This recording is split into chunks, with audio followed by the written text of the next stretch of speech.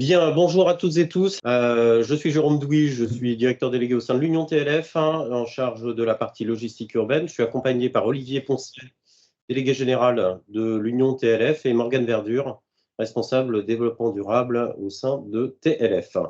Nous allons peut-être évoquer ensemble, déjà pour commencer, un peu quelques règles malgré tout que nous vous avons un petit peu imposé parce que si vous le voyez, je pense que tout le monde a vu, on est quand même nombreux sur ce webinaire dans le cadre des JO. Donc, on s'est permis pour cette fois-ci, parce que quand on est nombreux, c'est un peu plus compliqué de désactiver les micros. Il ne sera pas possible de lever la main pour prendre la parole parce qu'on risque d'être je dirais sur des prises de main, de parole un peu trop denses. Mais par contre, on vous oriente naturellement à aller vers le chat pour poser l'intégralité de vos questions. Et on essaiera, dans la mesure du possible, de répondre le plus largement possible à toutes vos interrogations. Et je vous informe que ce webinaire, puisque peut-être que tout le monde n'a pas eu la possibilité de se connecter aujourd'hui, donc traditionnellement, on les enregistre pour les remettre à disposition au travers du site internet de TLF. Voilà, merci de votre compréhension. Et peut-être Olivier, si tu veux bien poser le cadre de ce webinaire. Merci Jérôme, bonjour à tous, ravi d'être parmi vous aujourd'hui. Ce webinaire s'inscrit dans l'offre de services de l'Union TLF auprès de vous-même, c'est-à-dire des adhérents de l'Union TLF, pour qu'on puisse vous informer des grands sujets du moment et des informations qui nous semblent importantes à vous fournir. Et bien sûr, la question des Jeux Olympiques est une source d'interrogation, d'inquiétude parfois, et donc il nous a semblé nécessaire de vous fournir à date régulière des éléments d'information de ce que l'on sait à date et de pouvoir aussi recueillir vos points d'attention. C'est donc l'objet de ce webinaire que l'on vous propose pour 1 heure ce jour. Alors, ce qu'on vous propose en termes de sommaire, c'est déjà d'aborder les éléments de contexte, hein, bien sûr, avec l'action, bon, ça, ce que Olivier donc nous donnera en matière de relief sur une action déjà de TLF qui de longue date, hein, intégrée à une démarche plus collective sur laquelle on reviendra, qui s'appelle l'UJOP. Peut-être de redonner finalement le cadre général, hein, les éléments de contexte liés au calendrier des Jeux, les sites concernés, et puis on rentrera un peu plus finement dans la maille, la mécanique réglementaire et les restrictions de circulation donc, qui sont en train de se mettre en place, déjà maintenant depuis plusieurs mois, mais on commence au fil de l'eau et des échanges qu'on peut avoir avec les autorités, donc compléter nos champs d'information. Et on s'attend de toute façon, et on vous donnera donc la date maintenant qui se précise, d'officialisation en fait du contexte réglementaire, en tout cas associé au périmètre de sécurité. On reviendra un petit peu sur le résultat de l'enquête impact JOP, parce que ça fait partie des séquences justement qu'on a pu avoir et mettre en place au sein de cette démarche collective l'UJOP, et qui est plutôt intéressant et qui sera renouvelé, on en parlera juste après. Et puis les messages clés au niveau de TLF et les actions qui sont en cours. Voilà, sans être trop long, c'était simplement pour introduire les propos qui vont suivre et qui vous intéressent plus précisément, en vous disant que ce webinaire prend appui sur un guide que l'Union TLF vient de produire et que nous avons publié il y a une quinzaine de jours, qui s'appuie sur des retours, des échanges qu'on a eus, d'une part avec vous-même, avec les adhérents, c'est-à-dire des logisticiens, des transporteurs, des organisateurs de transport, et d'autre part avec les différentes autorités publiques qui nous donnent au fur et à mesure un certain nombre d'informations qu'il nous a semblé utile de synthétiser dans ce guide, qui se veut d'abord et avant tout très pratico-pratique, pour vous informer sur l'état de la réglementation et des restrictions qui sont attendues. Donc, par nature, ce guide, il est évolutif. On va le mettre à jour régulièrement au fur et à mesure des annonces qui vont être faites, mais il vous permet d'avoir une porte d'entrée synthétisée et consolidée des différentes informations qui peuvent exister sur différents sites de la mairie de Paris, du ministère des Transports, etc. C'est donc l'objet principal de ce webinaire, c'est de vous présenter le contenu de ce guide. Et le deuxième objet de ce webinaire, c'est de poursuivre avec vous les remontées de points de vigilance que vous pouvez avoir sur le terrain par rapport à ces annonces-là. D'où l'idée, comme on vous l'expliquait en début de ce webinaire, d'avoir ce chat où n'hésitez pas à poser vos questions. On ne pourra sûrement pas répondre à toutes les questions et à tous les points de vigilance, mais soyez assurés qu'on les prend en note de manière à pouvoir aussi alimenter les échanges qu'on a très régulièrement avec les préfectures, le ministère des Transports et l'ensemble des autorités. Et je donne la balle à Morgane qui nous a aidé à construire ce guide avec Jérôme et puis au moins une quarantaine d'adhérents que je remercie encore pour leur contribution. Merci Olivier. Donc, je vais reprendre la main pour vous présenter un peu plus en détail les informations que l'on connaît à date. Comme l'a précisé Olivier, toutes ces informations, vous les retrouverez dans le guide transport et logistique des Jeux 2024 avec parfois encore plus d'informations en détail pour certains éléments. Donc, tout d'abord, un premier point sur le cadre général des Jeux Olympiques, donc un rappel du calendrier des Jeux avec des Jeux Olympiques qui vont débuter fin juillet, et qui vont se dérouler jusqu'à mi-août, et puis des Jeux paralympiques qui débuteront fin août jusqu'à début septembre environ. Et puis juste en dessous, vous retrouvez le site, les cartographies des sites olympiques, que ce soit Paris Intramuros, Île-de-France, mais également la France entière. Le lien vers ces cartographies-là pour avoir des éléments plus détaillés, vous le retrouverez également sur le guide, donc je vous renvoie sur le document voilà, si vous souhaitez avoir plus d'informations sur les sites olympiques. Ensuite, peut-être un point qui nous concerne déjà un petit peu plus concrètement, ce sont les sites temporaires que vous avez sur la cartographie. Donc, ça fait partie des sites d'épreuves qui étaient présents sur les cartos juste avant. Mais ces sites temporaires vont nécessiter des phases de montage et de démontage. Une première phase de montage qui aura lieu entre mars et mi-juillet et une phase de démontage entre septembre et fin octobre. Pour l'ensemble de ces sites, on vous a affiché à l'écran le calendrier un petit peu plus précis de montage et de démontage. Ce qu'il faut savoir, c'est que sur ces sites-là, il n'y aura pas d'activation du principe de périmètre bleu et de périmètre rouge. On reviendra dessus plus tard, mais je pense que pour la plupart d'entre vous ont déjà entendu parler de ce principe-là. Néanmoins, il y aura quand même des emprises sur la voie publique et donc inévitablement des restrictions de la circulation aux abords de ces zones. L'ensemble, alors tout le cadencement de montage, alors c'est plutôt le montage que le démontage, mais vont avoir donc des impacts, mais avec des séquences bien précises et des fermetures bien précises de certaines rues et de certaines zones que je vous présenterai un peu plus tard dans le webinaire sur notre calendrier macro. Donc on a bien extrait sur l'ensemble de cette phase-là quelle période et sur quel tronçon ça impactera la circulation. Et ensuite, pour finir, les Jeux Olympiques auront lieu donc évidemment sur des sites d'épreuves bien déterminés, mais aussi plus largement dans Paris Intramuros et puis en Île-de-France et la France entière évidemment. Mais un premier point sur les sites de festivités, donc c'est ce qu'on peut appeler entre autres les fan zones.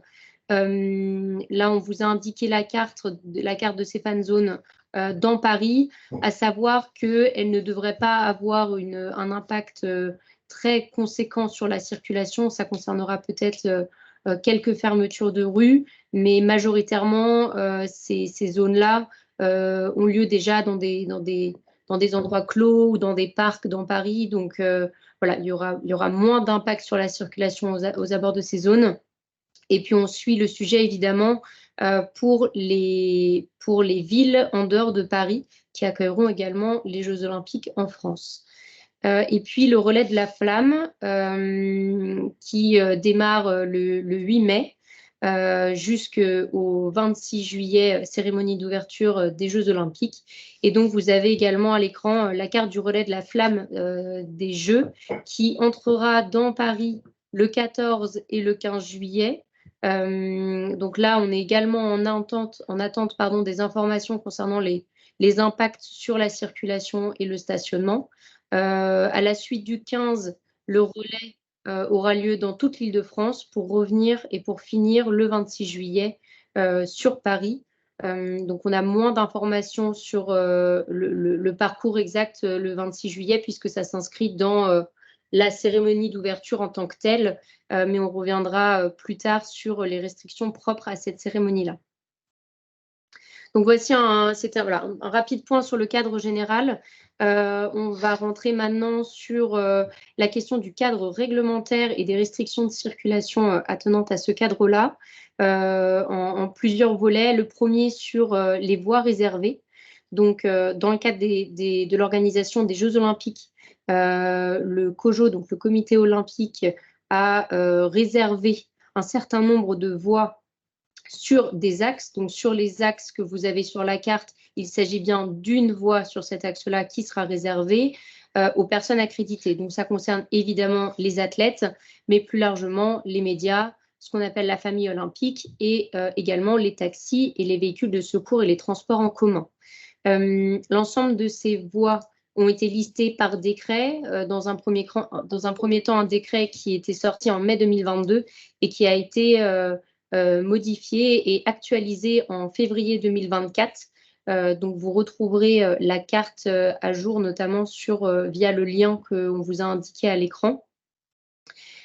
Pour les règles qui vont être appliquées à ces différentes voies réservées, il y a un calendrier d'activation qui est défini du 1er juillet au 15 septembre, mais à noter toutefois qu'entre la période des Jeux olympiques et des Jeux paralympiques, ces voies ne seront pas activées, à l'exception de l'A1 qui restera activée donc, sur toute la durée de cette période.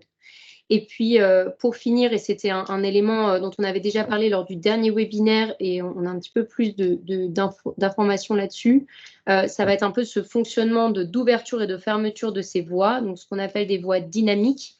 Certaines de ces voies pourraient fonctionner dans ce format-là, notamment l'A1, l'A4 et les voies sur le périphérique.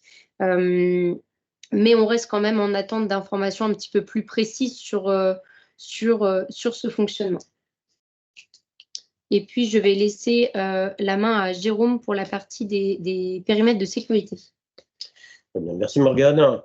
Effectivement, si on rentre maintenant un petit peu plus au plus proche finalement des sites olympiques, il y a un système qui avait déjà été annoncé par le préfet Nunes fin novembre, sur sa première conférence de presse et ses premières sorties, en tout cas publiques, sur la construction de ces zones. Et en l'occurrence, les zones sont matérialisées en fait en deux couleurs. Hein. On ne rentre pas dans il y a d'autres zones intermédiaires qui sont liées très proprement au fonctionnement du site en lui-même olympique. Nous, on va s'intéresser bien sûr à ce qui est aux abords de ces sites olympiques, en l'occurrence avec ces deux zones qui maintenant sont installées, en tout cas dans l'esprit bien sûr de la régulation de la circulation au niveau du préfet, qui va être officialisée d'ici quelques jours, parce que ces zones-là ont aussi fait l'objet en fait de moments de concertation avec un certain nombre d'acteurs économiques, et donc vont être maintenant cette fois-ci matérialisées d'une façon assez définitive. Pour autant, le principe, on l'a déjà évoqué, mais on se le redonne pour que chacun ait bien à l'esprit, un périmètre bleu et un périmètre rouge. Le périmètre bleu étant un périmètre sur lequel en fait il y a plus cet objectif en fait de déviation, donc de transit interdit si pas de raison particulière d'être dans cet espace bleu. Pour autant, il n'y aura pas particulièrement, je dirais, d'interdiction en soi de rentrer dans ce périmètre si on justifie, bien sûr, d'une raison particulière, et en ce qui nous concerne, bien sûr, sur les acteurs de la livraison, d'une livraison à proprement parler, sur cette zone-là, ou aller vers la zone, bien sûr, rouge, qui est une zone, elle, plus proche du site. Donc, la proximité fait que le raisonnement au niveau de la préfecture, c'est une zone de sûreté et sécurité. Dans cette zone-là, va être matérialisé des axes sur lesquels, en fait, le public va être orienté pour accéder au niveau du site. Donc, on est vraiment sur cette notion de sûreté et sécurité, parce qu'il risque d'y avoir du monde dans les rues, et donc la préfecture a une attention particulière dans la régulation, bien sûr, de la circulation sur cette zone-là, qui sera la zone, on va dire, la plus critique, puisque le cheminement des piétons fait qu'ils veulent s'assurer qu'il n'y ait pas trop d'interaction entre la circulation des véhicules, motorisés en particulier, et puis le cheminement des piétons ou vélos qui seraient amenés à aller vers les stades. Donc cette zone-là va être régularisée en particulier par un QR code qui justifiera en fait d'une dérogation pour pouvoir entrer dans ce périmètre. Des points d'entrée sont en train d'être... alors je ne pense pas que ça fasse forcément partie des annonces qui vont être faites assez prochainement par le préfet Nunes. On va surtout être dans les périmètres, puisque d'après ce qu'on a compris, on n'a pas les cartes, mais en tout cas, certains périmètres ont un petit peu évolué. Mais dans le principe, ils sont en train de construire et regarder quels seraient les points d'entrée, en particulier pour la partie logistique, pour favoriser en fait les points de contrôle, tout simplement, et pouvoir accéder plus facilement, en tout cas au périmètre rouge. Donc ce QR code, bien sûr, sera à demander au préalable par une plateforme numérique qui va s'installer au courant du mois d'avril. C'est la préfecture, naturellement, qui gère les demandes et les attributions de ces QR codes. En principe, dans les annonces que l'on devrait avoir dans quelques jours par le préfet Nunes, il devrait y avoir une liste de dérogations et les véhicules de livraison devraient donc faire partie de cette liste de dérogations. Pour autant, c'est pas immédiat. Il y a quand même un délai aujourd'hui qui est annoncé de 48 heures pour obtenir ce QR code et pour pouvoir rentrer sur la zone rouge, mais toujours de toute façon accompagné probablement d'un justificatif à bord du véhicule. Pour autant, en principe, la plateforme est là pour justement favoriser, fluidifier et surtout s'assurer, puisqu'on est sur une zone rouge, de la sécurité du trafic de livraison, de flux de livraison. Donc il y aura certainement des documents qui seront un petit peu plus orientés sur le conducteur, en particulier des documents d'identité. Donc il y aura probablement un QR code attaché au véhicule, mais aussi au conducteur, qu'il faudra gérer par anticipation au fur et à mesure des demandes. Ce que l'on travaille avec la préfecture, c'est une sorte de liste blanche pour que vous puissiez enregistrer et véhicules et personnel de conduite de façon à ce qu'au fil des jours, évidemment, vous n'ayez pas à chaque fois une demande particulière parce que ces demandes-là vont être quand même assujetties à un contrôle. On est dans une zone de sûreté-sécurité, je vous rappelle. Donc, il y aura certainement une recherche d'antériorité du conducteur pour savoir si, au niveau de son casier judiciaire, etc., donc il y a toutes les conditions qui sont retenues pour pouvoir aller plus loin dans la démarche de remise en fait, du QR code. Le préfet devra annoncer de toute façon toute cette technicité d'ici peu, même s'il restera quelques points de réglage, mais ça devrait faire partie des choses qui devraient nous être annoncées d'ici cette fin de semaine. Les périmètres seront activés H-2h30, puisque les ouvertures du site olympique se font H-1h30 avant la première compétition de la journée et prendront fin donc à H+1 heure. Donc quand on prend les chronogrammes pour certains sites, imaginez-vous que c'est quasiment toute la journée. La préfecture est en train de regarder comment, puisque même si vous bénéficiez d'un QR code, vous permettant de rentrer sur la zone rouge, s'il y a en tout cas trop de monde au niveau de la voirie, ils ne laisseront pas rentrer. Donc, ils sont en train de regarder les slots sur lesquels, en fait, ils pourront mettre à disposition des acteurs économiques et notamment de la partie livraison, les slots sur lesquels il y aura normalement pas trop de difficultés pour pouvoir rentrer sur cette zone rouge. Alors, on revient sur les phases de montage, démontage, en particulier dans la mise en place des sites. Il n'y a pas vraiment d'application de ces zones-là. Ça a été reconfirmé ce matin. Pour autant, il faut quand même être attentif sur le fait que des voiries en proximité de ces sites pourraient être un petit peu encombrées, perturbées par des livraisons pour le montage, etc. Donc des voiries probablement peut-être fermées, mais très aux abords des sites et qui ne justifieront pas pour le moment, puisqu'on n'est pas vraiment dans de la sûreté-sécurité, d'application stricto sensu en fait des périmètres en particulier rouges. Voilà, pour les sites temporaires, les phases de montage sont prévues en démarrage d'avril. Alors, sur les épreuves sur route, il y a un certain nombre d'épreuves évidemment sur route qui vont être particulièrement impactants. Ces déploiements des périmètres vont probablement avoir des accès renforcés. Ça reste quand même dans l'identité visuelle et de couleur des périmètres rouges, mais qui vont être relativement beaucoup plus contraignants. Il ne suffira pas qu'un QR code, et en particulier sur les zones de cisaillement, c'est-à-dire que si vous allez aux abords du périmètre rouge, mais si vous traversez en fait la zone de course, ce qu'on appelle les points de cisaillement, il n'y aura pas de dérogation. Ça a été reconfirmé encore ce matin. Vous ne pourrez pas traverser sauf situation d'urgence, mais donc ça ne concernera certainement pas, en tout cas, tout un tas d'activités, dont celle de la logistique. Donc il n'y aura pas de dérogation pour pouvoir traverser en fait la zone de course. Donc il faudra peut-être anticiper, en tout cas, l'organisation en matière de livraison, si vous avez un point de livraison qui est de l'autre côté de la course, effectivement être très attentif au fait que vous ne pourrez pas traverser, mais attendre la fin de l'épreuve, ou alors contourner la totalité en fait de l'épreuve.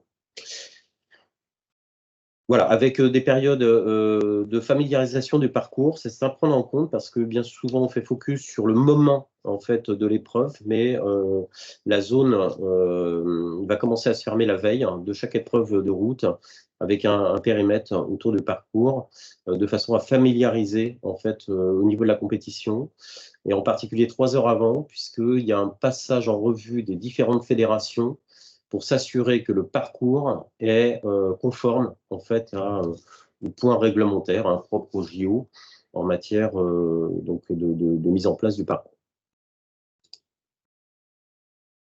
Alors, le jour de la cérémonie, c'est peut-être de toute façon, ça a toujours été un peu le point un peu central de la préfecture. Je crois qu'on a tous à l'esprit que c'est un moment un peu exceptionnel. D'autant plus dans le cadre sur lequel il est défini, puisqu'il va être sur la quasi-totalité de l'axe Seine dans Paris Intramuros, et un petit peu plus d'ailleurs. Donc il aura lieu, bien sûr, il sera activé le 26 juillet. Les 2 rives de Seine vont être donc concernées, vous le voyez à l'écran par rapport au périmètre rouge. Le dispositif va se mettre en place de toute façon plusieurs jours avant. C'est vraiment une zone qui va être assez contrainte. Ce que l'on ne connaît pas, en dehors bien sûr du périmètre qui vous est défini à l'écran, c'est plusieurs jours avant la cérémonie d'ouverture, à quel moment en fait ça va commencer à se fermer. De toute façon, la préfecture a été claire, ils ne nous le diront pas maintenant, ils ne le diront quasiment qu'au dernier moment. Ça s'explique tout simplement parce que comme on est sur un moment extrêmement médiatisé, compliqué en matière de sûreté, sécurité, ils veulent absolument pas qu'il y ait de possibilité de temps de préparation, ne serait-ce que de louer un appartement, etc. Enfin, avec bien sûr un contexte terrorisme en arrière-plan qui peut s'installer. Donc ils ont décidé de transmettre en fait la fermeture très stricte que quelques jours avant la mise en place effective de ces fermetures-là. Donc on devrait avoir ces éléments probablement début juillet. Quelques points particuliers, vous n'êtes pas forcément tous concernés, mais pour autant, ça fait partie des difficultés en matière de circulation qu'il faut avoir en tête. Le transport fluvial, et vous l'aurez compris, puisque l'axe Seine est quand même fortement impacté. Les arrêts de navigation sont planifiés pendant cette période, donc par la préfecture de police. En particulier, bien sûr, autour de la question de la cérémonie d'ouverture et probablement des épreuves en Seine. Ça correspond à peu près à 8 jours et demi d'interdiction de navigabilité. Beaucoup, je ne sais pas si peut-être certains d'entre vous sont concernés autour de ce webinaire, mais le transport céréales donc, sont un peu le point focus sur lequel, puisqu'il y a une campagne céréalière au même moment que les JO, donc il faut que les céréales puissent passer. C'est évidemment question importante et essentielle, puisque les moissons, on ne peut pas les reporter. Pour autant, donc, ils ont bénéficié d'une dérogation de 2 jours, le 20 juillet et le 27 juillet, à partir de 2 h du matin, juste après la cérémonie des JO, pour justement pouvoir fluidifier et le besoin de toute façon d'acheminement des céréales qui ne pourront de toute façon globalement passer que par la Seine. Le transport aérien est quelque chose à avoir en tête, en particulier dans les trafics qui sont au niveau de l'international, évidemment marchandises incluses. Il va y avoir une interdiction de vol au-dessus de Paris, donc au moment de la cérémonie d'ouverture de 18 h à minuit. Il y aura probablement évidemment un impact, vous l'avez à l'écran, hein, ce sont des screenshots donc, qui ont été présentés il y a quelques jours lors d'une séquence à ADP. Donc vous voyez bien un peu l'œil du cyclone autour de Paris, enfin plus que Paris d'ailleurs, toute la région Île-de-France et plus, sur lequel en fait tout le trafic aérien soit annulé ou soit détourné autour de cette zone donc, qui sera interdite. Le transport de marchandises dangereuses alors, fait partie encore aujourd'hui des échanges que l'on a avec la préfecture, naturellement. Aujourd'hui, la préfecture donc, a annoncé une interdiction, en particulier de transit sur la région francilienne en dehors de la partie hydrocarbures. À aujourd'hui, les périmètres bleus et rouges sont interdits au transport de matières dangereuses lors de leur activation. C'est important, il faut bien avoir en tête que quand il n'y a pas d'activation, il n'y a pas de restriction. C'est quand les périmètres sont activés, bien sûr. Hein.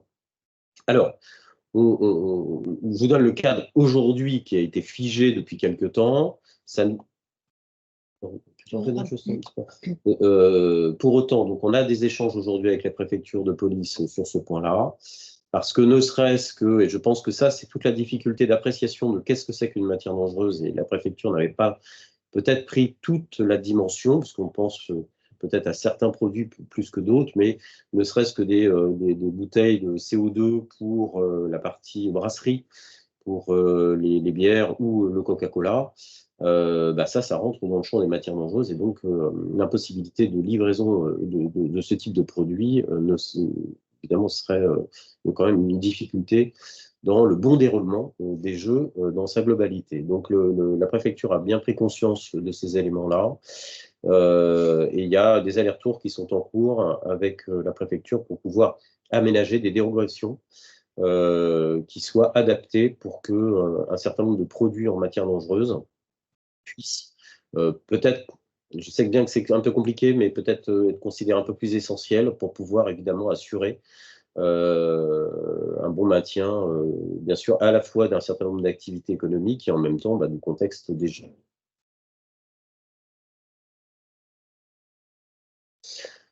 Alors, si on revient sur un certain nombre si on balaye quelques demandes qui sont toujours en cours, hein, on devrait quand même avoir dans les prochains jours des précisions. Donc, on va dire qu'on fait un peu la photo à aujourd'hui tous ensemble. Sur les phases de montage et démontage des sites temporaires, on a des périodes, mais on n'a pas particulièrement les dates précises, même si au niveau des restrictions de circulation, bien sûr que ce sera affiné, il faudra qu'on voit les voies, en tout cas en proximité, qui pourraient être impactées, mais ça fait partie des choses sur lesquelles on aimerait avoir un petit peu plus de visibilité.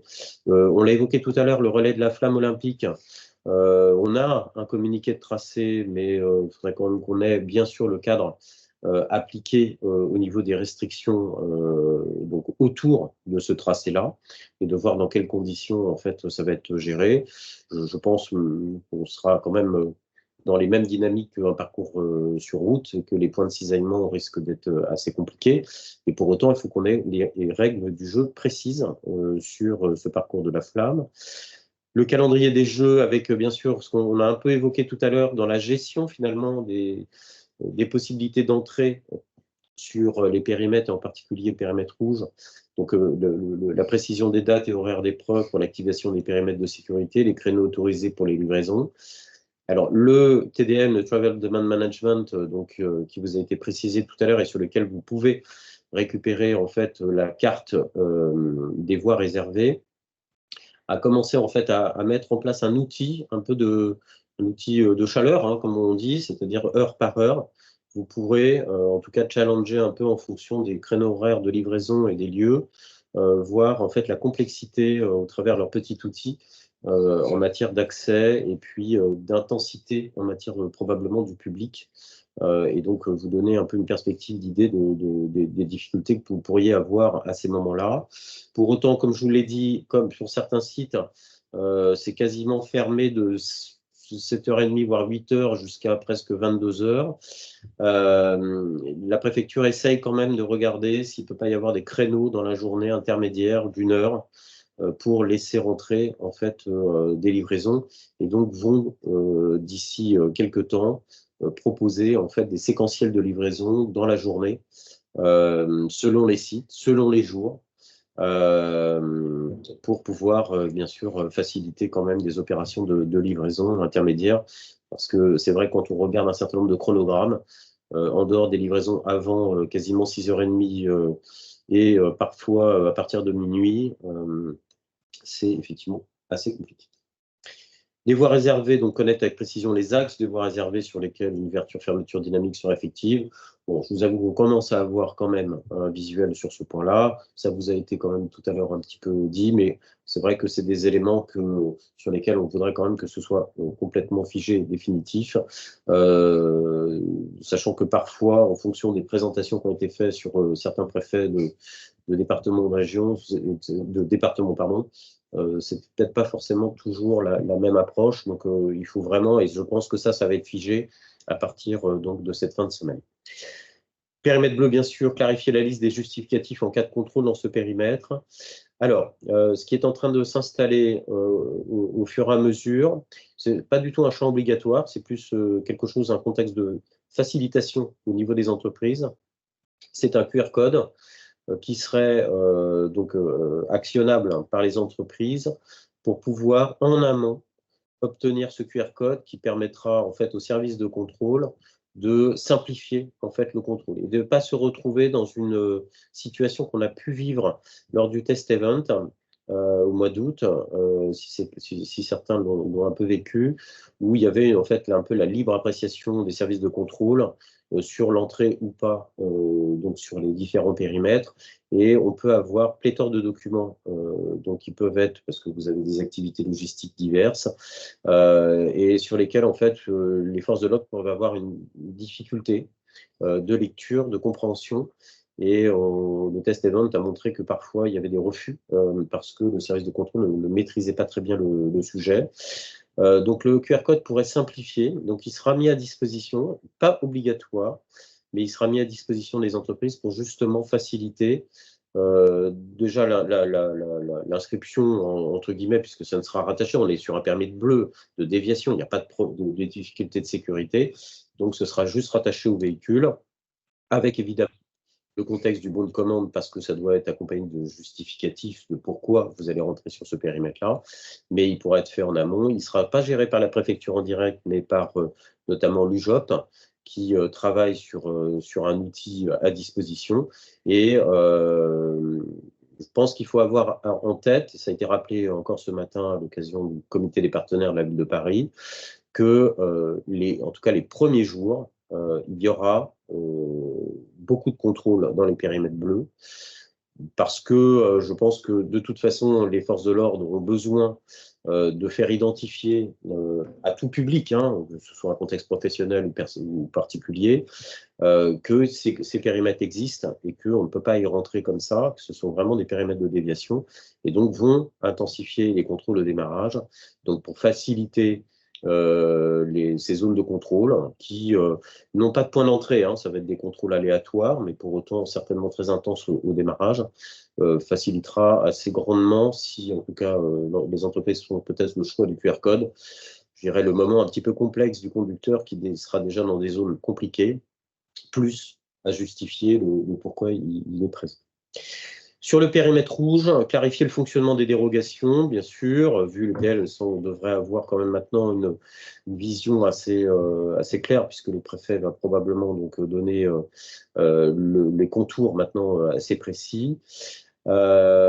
et préciser les aménagements logistiques. Alors, on parle plus d'aires de livraison qui pourront être mis aux abords des périmètres rouges, si auquel cas vous n'avez pas de QR code pour pouvoir y rentrer, il y a une possibilité de stationnement et de s'assurer surtout d'avoir ces zones logistiques, je dirais, de libre, parce qu'imaginez-vous bien que le contexte des zones, en particulier sur les restrictions qui vont être en dehors de circuler, mais ça va être aussi de stationner pour un certain nombre de voiries qui vont être identifiées par la préfecture pour faciliter l'acheminement des spectateurs. Dans ces voiries-là, il n'y aura pas de possibilité de se garer.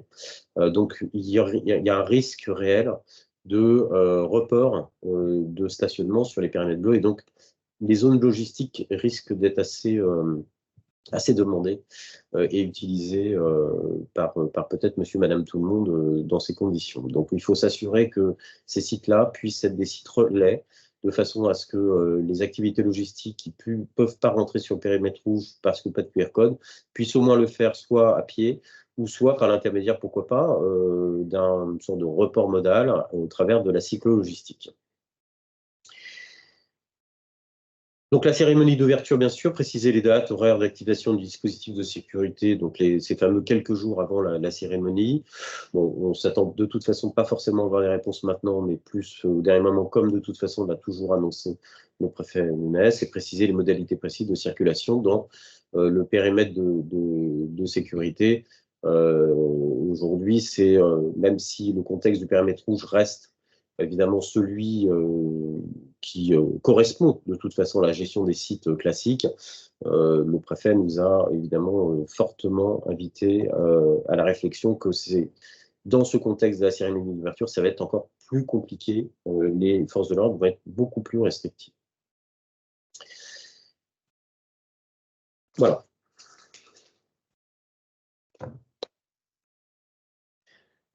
Alors, on s'était, enfin, vous proposez ce petit temps d'échange, alors qui n'est pas complètement un temps d'échange, mais comme vous avez, en tout cas, je jetais un petit œil de temps en temps, donc beaucoup utilisé le chat qui était donc à votre disposition principalement, et vous l'aurez compris par rapport au nombre d'inscrits sur lequel vous êtes aujourd'hui sur le webinaire. Peut-être Morgane, si tu as relevé un certain nombre de questions. Je vais faire un peu la porte-parole des questions. Donc une première question sur les dérogations en zone rouge, si elles seront les mêmes pour l'ensemble des épreuves. Alors les principes restent les mêmes évidemment, les typologies de dérogation, le fonctionnement de la demande de dérogation, les documents qui seront à télécharger sur la plateforme pour avoir la dérogation, les principes restent les mêmes. Évidemment, ce qui change d'un site à l'autre, c'est la temporalité des épreuves. Les épreuves n'ont pas toutes lieu en même temps. Donc, ça va être la durée d'activation des périmètres aux abords du site qui va changer, avec le même principe tout de même du H-2h30 et du H plus 1 heure. Et puis, les créneaux de circulation autorisés dont parlait Jérôme, qui seront forcément différents sur chaque site en fonction des horaires des épreuves. Mais sur les principes des dérogations, on garde la même chose. Ensuite, plusieurs questions sur la durée de validité des QR codes en zone rouge. Bon, ça, Jérôme, je te laisse peut-être répondre. Oui. Alors, pour le moment, c'est encore en traitement, mais en fait, l'idée qui s'installe, parce que ça, c'est un peu l'éclairage qu'on a eu avec le préfet Boulanger il y a peu de temps, c'est qu'il s'imaginait qu'il y aurait peut-être une demande régulière. Ça peut fonctionner pour les périmètres bleus parce qu'il n'y a pas cette notion de sûreté-sécurité. À la rigueur, on peut demander au fil de l'eau un QR code qu'on peut avoir relativement rapidement. Pour autant, sur les périmètres rouges, il faut avoir en tête qu'il y a une enquête administrative. Les demandes seront de toute façon, même si la préfecture nous dit vous aurez le QR code dans 48 heures, il y aura en amont une enquête administrative liée aux informations que vous avez fournies. C'est-à-dire le véhicule, ils ne vont pas faire une enquête administrative sur le véhicule, mais ils vont faire une enquête administrative sur le conducteur. Ça prend à peu près 5 jours. Les difficultés qu'ils peuvent avoir, c'est assez fonctionnel, c'est dans 93% des cas, il n'y a pas de souci. Pour autant, dans 7% des cas, ça c'est des pourcentages qui nous ont été transmis il y a peu, parce que par rapport à d'autres événements précédents, dans 7% des cas, il y a des interrogations sur donc, le dossier qui a été transmis à la personne, donc il y a une petite recherche complémentaire. Et dans 3% des cas, il peut y avoir un refus parce que antécédent peut-être un peu trop compliqué. Pour autant, ce délai de 5 jours est indispensable, en tout cas dans leur process. Ce qui veut dire qu'on ne peut pas avoir au fil de l'eau à chaque fois, j'ai besoin d'une livraison et je demande à ce qu'il y ait une enquête administrative. Enfin, je m'enregistre sur la plateforme, j'enregistre le conducteur, il y a une enquête administrative et ensuite j'ai mon QR code. Donc on leur a proposé d'avoir un système de liste blanche, c'est-à-dire qu'en amont, certainement à partir du mois d'avril, une fois que la plateforme s'ouvre, qu'il y ait une possibilité aux entreprises de faire des pré-enregistrements donc sur l'ensemble des véhicules, puis l'ensemble des pièces justificatives dont aura besoin la préfecture, et en particulier donc les conducteurs qui seront associés dans vos exploitations sur donc, ces zones-là, ou en tout cas dans le contexte de livraison qui probablement sera concerné sur ces zones, pour pouvoir les préenregistrer de façon à anticiper en fait cette recherche en amont et cette gestion administrative. Donc on devrait normalement s'orienter là-dessus. Ils étaient relativement ouverts à ça, ayant bien compris qu'il y aurait une grande difficulté si on n'était que sur un peu du one-shot au fur et à mesure. C'est quasiment impossible à tenir dans ce contexte, en fait, très lié, encore une fois, aux zones rouges. Hein, c'est exclusivement lié aux zones rouges. Et ensuite, une question également sur le contrôle du contenu du véhicule, donc le contrôle plutôt physique au point d'accès sur les périmètres rouges. Alors, c'est pas défini complètement. Le préfet n'a pas, en tout cas, dans les interactions qu'on a pu avoir, identifié réellement le process sur lequel, en fait, les forces de l'ordre, au moment des points d'entrée sur la zone rouge, encore une fois, hein, on est sur cette zone-là, dans quelles conditions, en fait, il y aura un contrôle du véhicule. On peut penser qu'il y aura forcément une demande d'ouverture des portes du véhicule. Il y aura probablement une équipe de cynophiles, donc avec des chiens formés pour pouvoir, puisque bon, évidemment, ils ne vont pas demander d'ouvrir chaque paquet, mais pour pouvoir identifier si, parce que c'est surtout là-dessus qu'il y a deux choses, hein, il y a le véhicule bélier et il y a bien sûr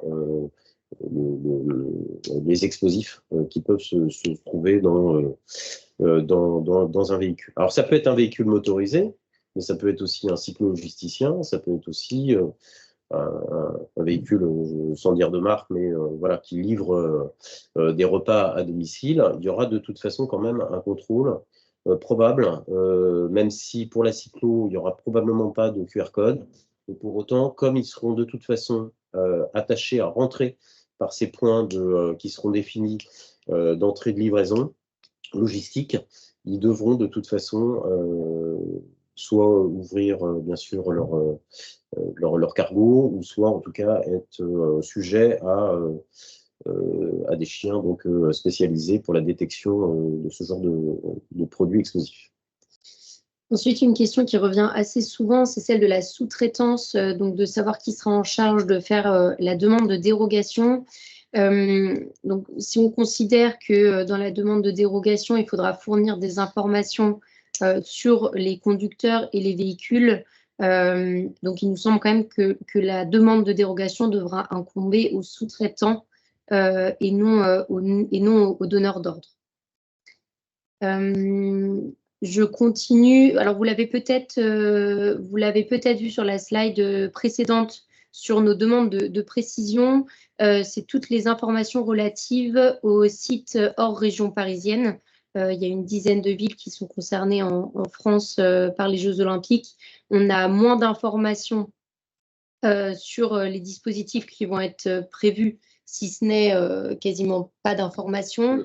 Ce qui est quand même un caractère très différenciant, c'est que la majorité des épreuves dans les autres villes que Paris, et je mets Marseille à part, puisque Marseille est concernée par les épreuves de voile, les épreuves auront lieu dans des stades en dehors des centres-villes.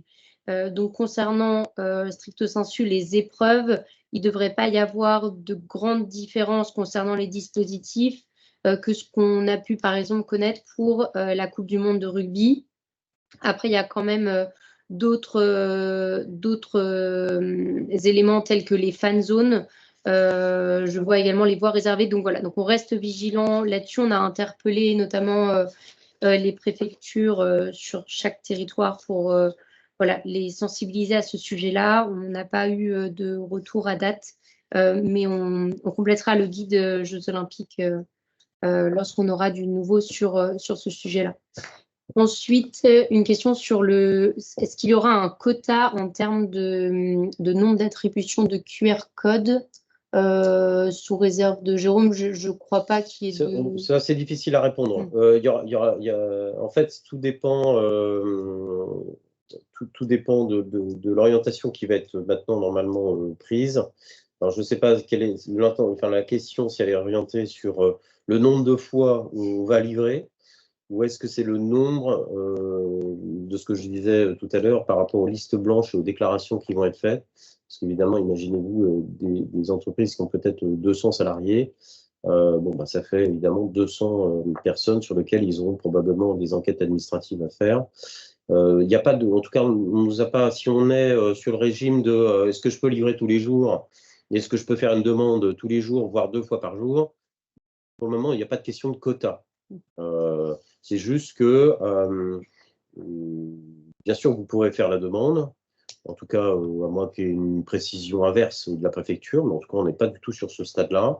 Mais il faut bien prendre en considération que des slots de livraison, il n'y en aura pas tant que ça dans la journée, et donc vous ne pourrez peut-être pas forcément livrer 2 fois de suite, peut-être plus tous les jours, si c'est évidemment inévitable, mais le principe étant, bien sûr, en tout cas le principe des autorités, d'anticiper et d'essayer justement dans une moindre mesure, ou une mesure la plus complète possible, d'anticiper avec les destinataires pour pouvoir éventuellement décaler la livraison si c'est possible. Alors ensuite, une question sur les périmètres de sécurité en ce qui concerne le parcours de la flamme olympique et paralympique. Et puis la cérémonie d'ouverture paralympique sur ces périmètres-là, on n'a pas encore les cartographies. Est-ce qu'ils feront partie de la communication de la préfecture de police du 1er mars? Je saurais vous dire, puisque on était avec la préfecture ce matin, parce qu'ils sont intervenus, mais n'ont pas voulu rentrer dans le cœur de ce qu'allait annoncer le préfet donc vendredi, ce qui est normal, hein, il ne peut pas anticiper les annonces du préfet. Ça n'a pas été évoqué, pour être très clair. Je ne suis pas certain qu'on soit à ce moment où ils vont annoncer le contexte de la flamme. Mais ça peut peut-être faire partie, effectivement, des annonces que le préfet peut faire vendredi. On est plus, en tout cas, de ce que j'ai compris, plus sur cette fois-ci, les périmètres qui seront figés en matière de périmètre surface. Ensuite, une question alors, sur le lien entre la plateforme de QR code et ceux des accréditations. Donc, les deux sont bien à distinguer puisque la question des accréditations vont être gérées par le COJO, alors que la plateforme de QR code va être gérée par la préfecture de police. Donc, on est bien sur deux choses très différentes. Donc, pour répondre à la question, ce ne sera pas le même outil de demande. Concernant la liste des rues qui seront touchées par les zones bleues et rouges, on vous renvoie vers Alors, donc, à savoir que des nouvelles cartes vont être publiées le 1er mars. Donc, sous réserve de la publication, de la communication de ces cartographies-là, vous pouvez aller sur le site du TDM, le lien est sur la présentation, et le TDM a fait le travail de cartographie site par site des différents périmètres avec leur phase d'activation. Donc, vous pouvez choisir un jour, une heure et voir quels sont les périmètres de façon très précise, rue par rue, les périmètres qui seront touchés. Et bien sûr, sous réserve des nouveaux périmètres qui vont être communiqués le 1er mars. Ensuite, sur le transport de matières dangereuses, est-ce que le transport en quantité limitée sera également interdit? Le transport en quantité limitée, c'est-à-dire que la matière dangereuse, je suppose que l'on peut avoir, parce qu'effectivement c'est le cas, alors non, de ce qu'on peut comprendre, non, ça fait partie des points un peu d'interrogation, mais on n'a pas particulièrement, en tout cas, d'interdiction au niveau de la préfecture. Donc, je pense qu'il faut voir que ça, c'est après, c'est peut-être les quantités qui sont à regarder, sur lesquelles, en fait, quand vous enfin, je dirais la préfecture apprend sur la partie matière dangereuse, donc fait un peu un focus sur évidemment la matière dangereuse à proprement parler, c'est-à-dire les transports qui sont évidemment affectés à ce type de transport-là. Pour autant, on n'a pas aujourd'hui, en tout cas, d'écho. Alors on affinera peut-être ce point-là un petit peu plus. On a un prochain rendez-vous avec le préfet Boulanger le 4 mars. Donc, ça fait aussi partie des points sur lesquels on va affiner. Pour le moment, on n'est pas encore rentré complètement sur cette séquence-là. On est plus sur le transport de matières dangereuses à proprement parler, vraiment à 100%. Mais c'est une vraie question sur laquelle, en fait, ils ne sont pas très clairs, mais il faut voir le contexte. Ils apprennent sur cette partie matière dangereuse, donc ils ont évolué. Si on se refait à une antériorité, ils étaient sur une interdiction totale. Et donc, progressivement, ils sont en train d'ouvrir. Donc, on reviendra un peu plus finement avec le préfet Boulanger sur cette question.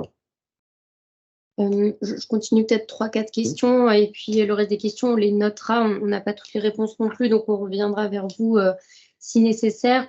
Une question sur les livraisons de nuit, si elles seront impactées au même titre que les livraisons de jour. Encore une fois, on vous renvoie vers le cadencement d'ouverture et de fermeture des périmètres de sécurité autour des sites. Lorsque l'on regarde un petit peu plus finement, on a fait l'exercice pour certains sites d'épreuve. C'est vrai que les durées d'activation sont quand même relativement longues. Donc, certains sites rouvrent seulement à partir de minuit, voire parfois même 1 heure, lorsqu'il y a des épreuves tardives, et puis peuvent ouvrir à partir de 7 heures. Donc, c'est vrai que le créneau est relativement restreint. Après, en tant que tel, les livraisons de nuit ne seront pas impactées, dans le sens où à partir du moment où le périmètre est désactivé, la circulation y est possible. Une question également sur les tronçons au niveau du Stade de France. Il y a l'A86 qui traverse la zone rouge. Est-ce qu'il faudra une dérogation pour ce tronçon-là? Non. On se note, mais par principe, non, on ne peut pas avoir une dérogation sur une voie de circulation aussi dense. On est quand même sur des principes qui sont très affectés par rapport en fait à la circulation. Encore une fois, c'est lié à la circulation des personnes. Donc, par principe, normalement, il devrait y avoir personne sur la 86, en tout cas à pied, qui se déplace vers les sites olympiques. On le note. Merci pour la question, parce que effectivement, c'est toujours un peu dans les détails. Le diable se cache dans les détails, mais j'ai envie de vous dire non. Pour autant, on se fera préciser, bien sûr, cette question-là. Sinon, vous avez toute une voie de circulation rapide qui serait assez complexe, et dans la circulation globale, à mon avis, ce serait effectivement très impactant. Et ensuite, il y a plusieurs questions sur des études d'impact en termes de congestion. Est-ce qu'il y a eu des études qui ont été menées sur l'impact sur la circulation, le niveau de circulation? Non, pas à notre connaissance. Par contre, vous aurez certainement, puisque c'est dans le cheminement en fait des outils qui sont en train d'être développés, donc par la démarche LUJOP, et en particulier par Interlude qui accompagne cette démarche-là, avec des calculs d'itinéraires, justement facilités. Donc, c'est des calculateurs qui vont être en open source, que vous pourrez implémenter. Il y a des API sur vos TMS et qui pourront donc vous faciliter en matière de qui seront connectés, bien sûr, et qui auront intégré les informations, notamment des sessions, des épreuves, etc., et des périmètres, donc activation, désactivation des périmètres, plus les possibilités de livraison donc dans les séquences qui vont être proposées par la préfecture, et donc mouliner un certain nombre de data qui vous permettront d'utiliser une sorte de calcul d'itinéraire pour pouvoir affiner vos opérations logistiques. Voilà, ça ne répond pas complètement à la question, mais ça permet en tout cas d'avoir un outil qui essaye, dans la mesure du possible, d'éviter la congestion. Concernant le défilé du 14 juillet, c'est en lien avec le relais de la flamme olympique. Aux dernières informations, il ne devrait pas avoir lieu comme les autres années sur les Champs-Élysées, mais on ne connaît pas encore l'itinéraire exact. Donc ce sera sûrement à relier également avec les restrictions des JO. Concernant le transport alimentaire en température dirigée sur les zones rouges, comme ça a été précisé sur les périmètres rouges, il y aura des dérogations. On attend de connaître les conditions d'éligibilité des livraisons. Est-ce que ce seront toutes les livraisons, une partie des livraisons? Est-ce qu'il y aura un critère pour les livraisons qui seront éligibles aux dérogations? Ça, on ne le sait pas encore. Mais évidemment, le sujet du transport alimentaire en température dirigée est bien noté avec cet enjeu-là. Non, le guide de TLF n'existe pas encore en anglais. On ne s'est pas encore penché sur l'exercice. Et puis peut-être une dernière question sur l'aérien qui a été posée concernant les matières dangereuses. Alors, il y a une réunion qui doit se tenir cette semaine, il me semble jeudi. Donc, il y a les sujets de transport alors de marchandises et passagers et la coordination entre les deux vont être soulevés. Donc, peut-être qu'on note bien la question, mais on reviendra peut-être vers vous si on a plus d'éléments sur ce sujet-là à la suite de la réunion. Et puis, j'ai peut-être une dernière question sur le transport de matières dangereuses en transit interdit sur la région francilienne, s'il y a plus d'informations à ce sujet-là. Plus de précision. C'est quoi? C'est la question par rapport au guide sur lequel on a mis le transport. Oui. Alors, je ne sais pas quel est le niveau de précision. En fait, le préfet de police de Paris, donc le préfet Nunes, assure en tout cas le transport de matières dangereuses, donc un élargissement de ses compétences sur l'ensemble de l'Île-de-France. Donc, c'est lui qui régule, en tout cas, la circulation et le transit. C'est pas le préfet d'Île-de-France. Alors, je ne sais pas si c'est ça votre question ou si c'était un peu différemment, mais en tout cas, donc, ils ont décidé que le transit en matière de matières dangereuses sera interdit en dehors de l'hydrocarbure. Ça, c'est une décision du préfet de Nunes, qui est dans son champ de compétences. Je pense qu'on a fait à peu près le tour des questions et puis là où on n'avait pas forcément de réponse, on l'a bien noté. Pour continuer, on voulait vous présenter un petit peu un calendrier macro des Jeux. Vous retrouverez déjà pas mal d'éléments qui ont été précisés, donc je ne vais pas revenir en détail. L'idée, c'était juste de présenter visuellement les différentes phases des Jeux Olympiques et puis avec cette montée en puissance des restrictions et de leur mise en place. Donc, comme vous pouvez le voir, aujourd'hui, on est encore dans la phase d'arbitrage des restrictions et des périmètres avec, comme on vous l'a dit précédemment, le 1er mars, une présentation par la préfecture de police des périmètres. Donc, en sachant que, et Jérôme l'a précisé, mais que le fonctionnement, les dérogations, et d'autres sujets spécifiques tels que le transport de marchandises dangereux, par exemple, sont encore en cours de discussion. Donc là, ce serait vraiment un focus sur les cartographies des périmètres. Une deuxième phase progressive de montage des sites temporaires. Je vous l'indiquais en début de webinaire, on vous a indiqué à l'écran les deux phases qui ont le plus d'impact sur les restrictions de circulation. Donc plutôt fin avril, mai, avec certains axes fermés, donc l'avenue du Maréchal Gallieni, le pont Alexandre III et la cour La Reine entre le pont Alexandre III et le pont des Invalides. Et puis en juin, une fermeture complète de la place de la Concorde. Une troisième phase, évidemment, avec le lancement des Jeux Olympiques, qui dureront 2 semaines jusqu'au 11 août. Une période entre les deux où il n'y a pas de restrictions particulières, donc pas d'activation évidemment des périmètres rouges et bleus. On l'indiquait pour les voies réservées, elles seront désactivées à l'exception de la 1. Et puis les débuts des Jeux Olympiques, des Jeux Paralympiques, pardon, le 28 août, qui se dérouleront jusqu'au 8 septembre. Là, les dispositifs appliqués seront les mêmes. Et puis une quatrième phase de démontage des différents sites temporaires que l'on vous a présentés. Voilà, rapidement, on vous a mis à l'écran quelques petits points du résultat d'une enquête en fait, auquel vous avez peut-être participé à un moment donné. Cette enquête, en fait, elle a été déjà un peu à notre demande parce qu'on voulait avoir évidemment une attention particulière sur le niveau de connaissances, en particulier sur fin 2023 du secteur transport et logistique sur la mise en place et le déploiement de la partie JO en matière de réglementation, et puis peut-être de voir dans quelle mesure les entreprises ont commencé en fait à appréhender le sujet, voire peut-être à travailler en amont avec un certain nombre de clients.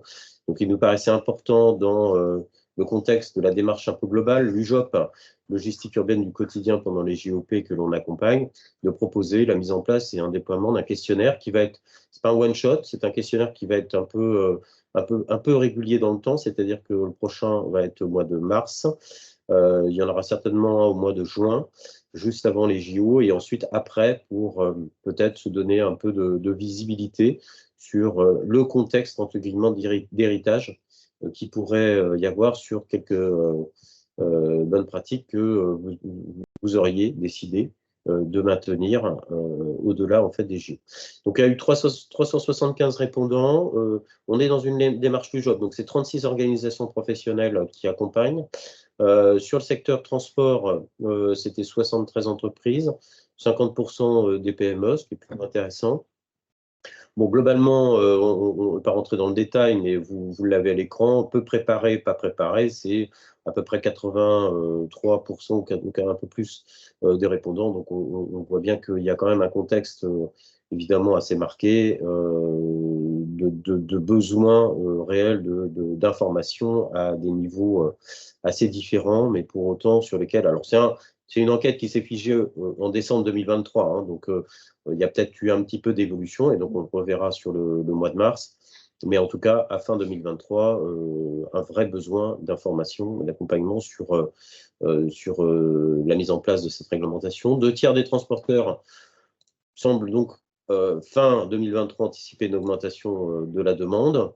Bon, il y a eu certains chiffres en fonction de la densité, du contexte en fait de tourisme, etc. Presque des projections de multiplication par 1,7 en matière d'intensité de besoins en matière de marchandises sur l'Île-de-France par rapport à la situation classique. Bon, ça, c'est des projections qui demanderont à être validées par la situation réelle, mais évidemment, il y aura probablement une demande plus intense. L'ensemble des transporteurs anticipent des contraintes liées au JOP, donc l'inquiétude est particulièrement forte pour le secteur transport, qui est d'ailleurs en très bonne résonance avec une enquête qui avait été faite avec la CCI, qui avait été donc au mois d'octobre proposée par la CCI de Paris, et qui montrait que 73% des commerçants étaient inquiets justement par rapport en fait à leur livraison pour bien sûr alimenter leur commerce. Vous voyez, donc ça se tient. Bon, l'identification de l'ensemble de ces transporteurs sur les contraintes logistiques, 91%, c'est sur la congestion qui pourrait être plus aggravée, on va dire.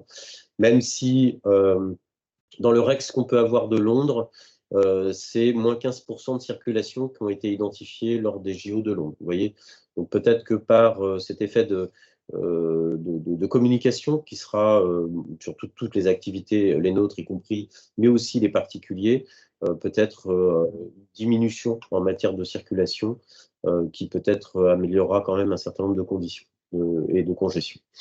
88% accès à certaines zones, hein, on en a parlé tout à l'heure, certaines zones sont probablement très marquées sur les bleus et rouges, et en particulier des zones plus compliquées, puisque vous avez pu voir sur un certain nombre de cartes ce qu'on appelle les zones complexes, notamment centre de Paris avec Concorde, Tuileries, etc., le Stade de France et puis probablement Versailles, qui sont des zones aujourd'hui identifiées un petit peu plus compliquées en matière de probablement de circulation et d'intensité. 87% perturbations suivant les horaires de livraison, ce qui est une évidence par rapport évidemment au chronogramme des épreuves, et c'est pour ça que la préfecture proposera en tout cas on l'espère d'une manière assez concrète, des slots un peu plus denses, un peu plus larges, pour pouvoir assurer quand même dans la journée un certain nombre de livraisons. À ne pas perdre de vue des contraintes dans la gestion RH, puisque ça faisait partie des éléments qui ont été proposés au travers du questionnaire, avec 73% identifiant les formations et bien sûr une information assez complète au niveau des salariés, en particulier des conducteurs, qui vont être donc amenés à gérer en live donc ces situations-là. 62% sur les modifications des plages horaires de travail, puisqu'il y aura peut-être des contextes de travail de nuit à organiser, si en tout cas certains nombres de flux pourra se faire dans ce contexte-là. 55% sur des augmentations peut-être de coûts salariaux et 48% sur les politiques de report de congés d'été, puisque les JO se passent au mois d'août et ensuite, septembre, bien sûr, les JP. Donc, une période assez large qui, traditionnellement, est quand même très liée aux périodes de congés. En tout cas, déjà, merci à Jérôme et Morgane de s'être livrés à cet exercice de questions-réponses en direct. Merci à vous d'avoir été présents. Merci à vous d'avoir posé vos différentes questions. Soyez assurés en tout état de cause que nous suivons tout cela de près et que surtout, on remonte aussi vos réalités opérationnelles, vos demandes, vos interrogations et vos inquiétudes auprès des autorités publiques. Là, l'exercice était plutôt de vous donner à date les réglementations telles qu'on les connaît, mais soyez bien assurés que dans les discussions qu'on a en bilatéral avec les pouvoirs publics, on porte aussi les intérêts de la profession de manière à pouvoir vous permettre d'anticiper au mieux cette période et de poursuivre votre activité dans les meilleures conditions. N'hésitez pas à aller voir le guide de l'Union TLF, bien sûr. Il est sur le site de TLF. À chaque évolution majeure et information importante, on le mettra à jour et on organisera, si vous le voulez bien et si ça vous est utile, à nouveau ce type de webinaire pour que vous puissiez être informé de tous les éléments qui vous semblent nécessaires. N'hésitez pas à nous remonter des suggestions d'amélioration de ces types d'informations, des besoins que vous auriez, et n'hésitez pas à solliciter Jérôme et Morgane et l'ensemble de l'équipe pour qu'on puisse vous aider au mieux. Merci à tous et bonne fin de journée.